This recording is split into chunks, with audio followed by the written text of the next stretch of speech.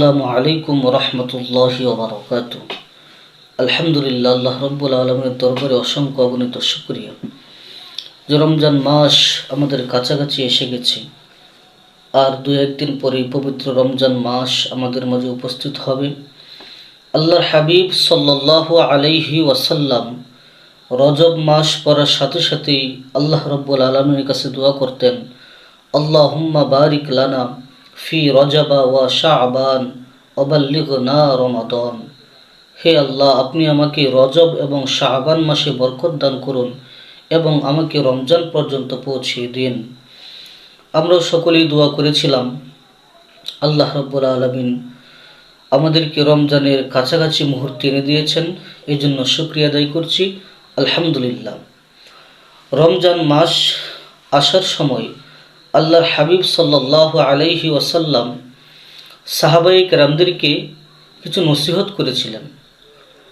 হযরতে সালমান ফারসি রাদিয়াল্লাহু তাআলা আনহু থেকে বর্ণিত, নবী করিম সাল্লাল্লাহু আলাইহি ওয়াসাল্লাম শাবান মাসের শেষ তারিখে সালমান ফারসি বলেন, আমাদেরকে নসিহত করেছিলেন যে তোমাদের উপর এমন একটি মাস অবতীর্ণ হইতেছে, এমন একটি মাস তোমাদের মাঝে আসতেছে যাহা অত্যন্ত মর্যাদাশীল ও বরকতময়।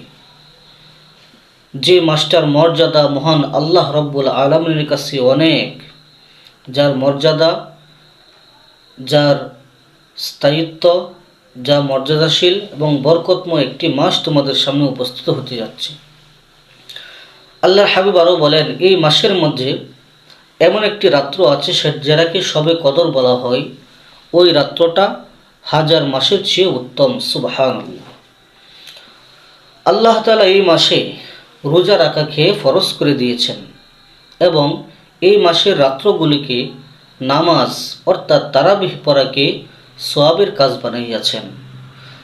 যে ব্যক্তি এই পবিত্র মাহে রমজানে, এই পবিত্র রমজান মাসে আল্লাহ তাআলার নৈকট্য লাভের জন্য এই মাসে কোনো নফল ইবাদত করবে, আল্লাহ তাআলা ওই ব্যক্তিকে রমজানের বাহিরে একটি ফরজ আদায় করার সমান সওয়াব তার আমল নামায় দিয়ে দিবেন। সুবহানাল্লাহ।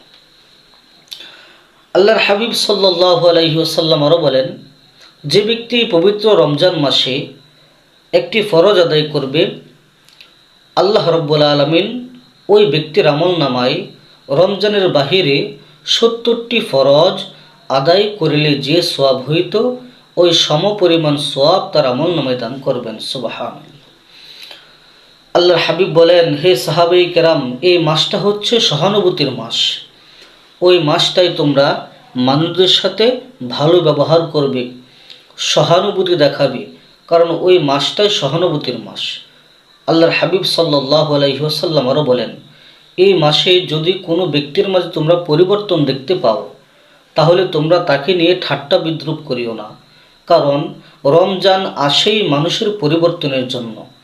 এই জন্য রমজানের বাহিরে যদি একজন মানুষ নামাজ না পড়ে থাকে, সে যদি গুনাহের কাজে লিপ্ত হয়ে থাকে, এখন রমজান উপলক্ষে যদি ওই ব্যক্তি নামাজ আদায় করে, মাথায় টুপি রাখে, গুনাহের কাজ পরিত্যাগ করে, তাহলে তোমরা তাকে নিয়ে ঠাট্টা বিদ্রূপ করিও না, কারণ রমজান আসেই মানুষের পরিবর্তনের জন্য।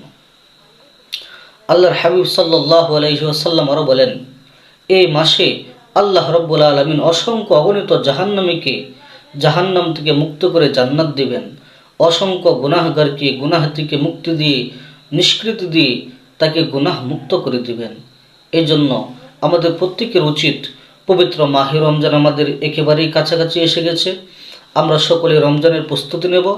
রমজানের জন্য আমাদের জীবনকে, আমাদের জান মালকে আমরা তৈয়ার করব, গুনাহ মুক্ত হয়ে যেন আমরা প্রত্যেকেই পবিত্র মাহে রমজানটা উপভোগ করতে পারি। রমজানের দিনগুলা এবং রাত্রিগুলা যাতে আমরা ইবাদতের মাধ্যমে কাটাইতে পারি, আল্লাহ তাআলা যেন আমাদের সকলকে তৌফিক দান করেন। আমিন। ওমা আলাইনা ইল্লাল বালাগ। আসসালামু আলাইকুম ওয়া রাহমাতুল্লাহি ওয়া বারাকাতুহু।